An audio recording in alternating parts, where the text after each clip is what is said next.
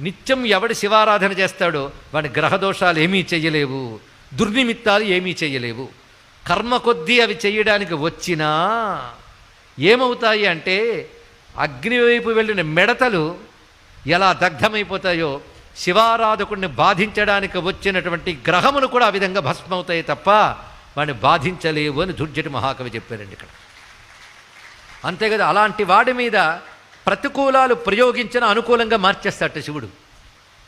ఎలాగో అంటే వజ్రాయుధం వేస్తే పూలదండగా మారిపోతుంది. పవి పుష్పంబగు అగ్ని మంచగు అకూపారంబు భూమి స్థలమౌ శత్రుండతిమిత్రుడవు విషము దివ్యాహారమవు అవనీ మండలి లోపలన్ శివశివేత్యాభాషణోల్లాసికిన్ శివనీ నామము సర్వవశ్యకరమౌ శ్రీకాళహస్తీశ్వర.